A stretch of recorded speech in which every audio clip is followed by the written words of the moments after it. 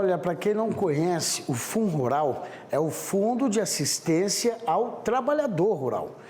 Assim, é possível garantir alguns direitos previdenciários para quem está lá no campo. A obrigação desta arrecadação foi motivo de análise no Supremo Tribunal Federal desde 2017 e a Corte deve retomar o julgamento do caso na próxima semana.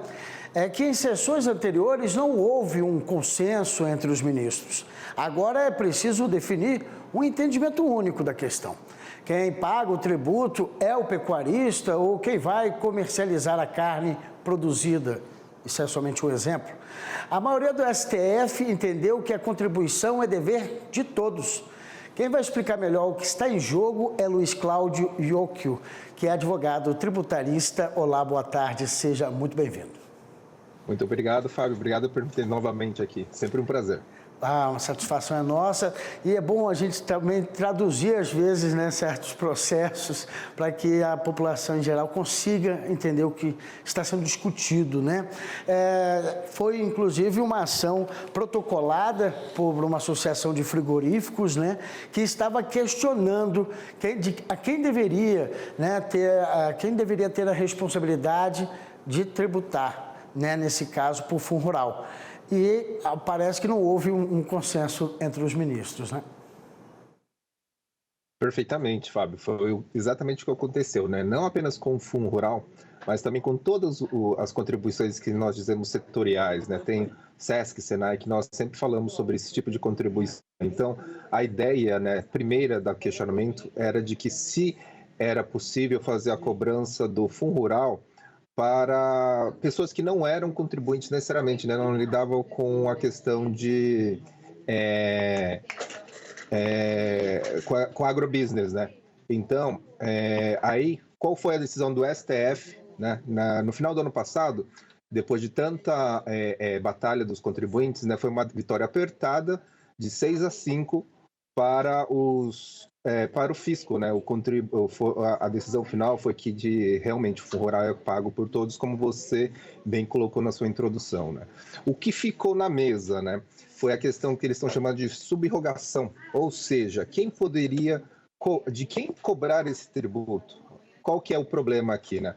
O FUNRural, ele poderia ser cobrado de cada um dos agricultores ou dos pecuaristas, enfim. Né? No caso, a gente fala pecuarista por conta desse caso, o leading case que nós colocamos foi um frigorífico que entrou.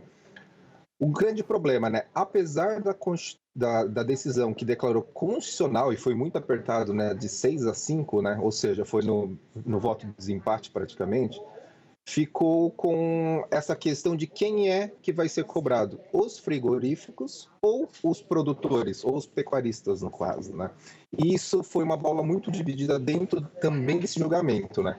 O que aconteceu? Muitos contribuintes que deram a possibilidade, muitos ministros conseguiram fazer, sim, que deram a constitucionalidade da contribuição, acabou fazendo o quê? Dizendo que é inconstitucional e ilegal a possibilidade de subrogação disso, ou seja, de cobrar do frigorífero, né, que centraliza a cobrança e depois desconta dos pecuaristas essa contribuição. Esse foi o grande problema. E o grande problema maior é que chegou-se a um empate e agora existe o questionamento se o ministro Marco Aurélio, que já está aposentado, né, deu ou não a decisão dele. Então hoje nós temos o quê? 5-5, e aí o fisco, né, o governo federal na figura da Procuradoria, defende que é necessário que se dê uma decisão para o desempate. Por outro lado, os contribuintes estão dizendo o quê? O contribuinte está dizendo que, como o Marco Aurélio foi foi desfavorável à cobrança, né, à inconstitucionalidade do FUNRural nessa situação, automaticamente ele também foi favorável, ou seja, não foi favorável à subrogação, ou seja, à cobrança desse tributo, tá? E a gente tem essa situação agora que vai ser decidida, em tese estava agendado para hoje. A gente aguarda, né, a confirmação, né, porque realmente, Iocchio, essa questão, inclusive, foi trazida pelo ministro André Mendonça, né, que acaba, né, chegado à corte, né, então, quer dizer, Como é que vai decidir, né? Se realmente o Marco Aurélio se posicionou ou pela inconstitucionalidade e agora o que estaria? Teria que refazer toda uma análise, né? Parece que o Toffoli também se posicionou nesse sentido, né? De que não haveria, então, necessidade de se prolongar ainda mais essa discussão, né? Então, e é isso que é a grande diferença, Fábio. A gente está da discussão da discussão. A primeira discussão é: o voto do Marco Aurélio vale ou não, né? Se a resposta for assim, o voto do Marco Aurélio já é definitivo e vale, então nós já temos um resultado. Então, ou seja, o Fundo Rural é constitucional, contudo, ele não vai poder ser cobrado do centralizador, no caso um frigorífico, ele teria que ser cobrado de cada um dos produtores, no caso aqui pecuaristas novamente, né? Então, nós não estamos discutindo ainda o mérito. Agora, se o STF chegar à conclusão de que sim, o voto do Marco Aurélio ele não abordou a questão da subrogação, aí vamos começar um novo julgamento, não um julgamento, um pronunciamento, né, de um voto só sobre essa parte, tá? Então, a constitucionalidade ela não vai ser afastada, a constitucionalidade foi reconhecida. O problema é que a Fazenda está alegando, né, e não só a Fazenda, na figura da União Federal, ela está alegando o seguinte: se a subrogação não for dada também como condicional, o que vai acontecer na prática? É o famoso ganhar e não levar, né? Porque não existe a possibilidade do fisco cobrar produtor por produtor o Fundo Rural. Por isso que eles querem fazer a subrogação do recolhimento para os centralizadores. E funciona para todos os casos. Aqui a gente está falando de um frigorífico, mas seria para todos os casos. Por exemplo, um cerealista na cooperativa.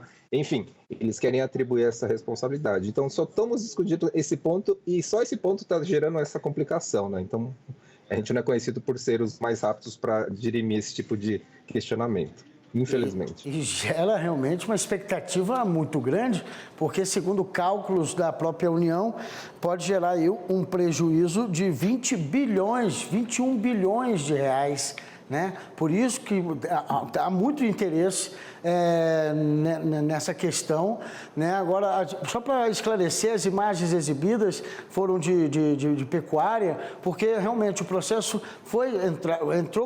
quem entrou com o processo foi a Associação Brasileira de Frigoríficos, né? Questionando essa relação entre o trabalhador da pecuária, né? Se seria realmente o pecuarista, o criador do gado, ou seria as empresas que colocam o produto já no mercado, a obrigação dessa tributação. Agora, só para a gente encerrar, Luiz Cláudio, é possível que realmente o Supremo traga esse assunto ou realmente às vezes pode ser esgotado tão rapidamente quanto a gente está imaginando? Olha, é uma boa notícia para o contribuinte. Para ser esgotado rapidamente, vai ser uma decisão em favor do contribuinte, ou seja, a decisão que encerra o questionamento de mérito. O STF hoje entender que o voto do Marco Aurélio, por ele ter reconhecido a inconstitucionalidade do Fundo Rural como um todo, ele, por tabela, estaria reconhecendo também que qualquer maneira de cobrança, inclusive a subrogação, estaria sendo considerada inconstitucional. Isso, você acaba com a discussão agora. Por outro lado, e conhecendo o STF, é muito possível, se chegarmos à conclusão de que existe a necessidade de emitir um voto somente para essa parte, alguém vai pedir, possivelmente, vista dos autos, vai haver uma análise, né? Eu duvido muito que um voto já esteja preparado. Então, a tendência é que perdure mais aí a ansiedade dos contribuintes. Então, acho que é isso. Vamos ficar bem atentos a esse julgamento, mas é só para encerrar, porque às vezes alguém pode não conhecer realmente a fundo. Existem duas opções para que se tenha essa contribuição, né? Seja pessoa física ou jurídica, há suas condições para que então retire uma parte do faturamento, não é? Exatamente. Seria como se, por exemplo, o frigorífico, né? Vamos usar o nosso caso prático, que ele fosse um agente da Receita Federal e do pagamento feito que o frigorífico deveria pagar para o produtor rural, ele retiraria parte disso, tá? E recolheria para o fisco. Isso é o que o fisco quer. É isso. Luiz Cláudio e Ióquio, muito obrigado por mais uma vez trazer aí um pouco mais de luz às discussões jurídicas. Uma boa tarde, até o próximo. Sempre um prazer, Fábio. Boa tarde.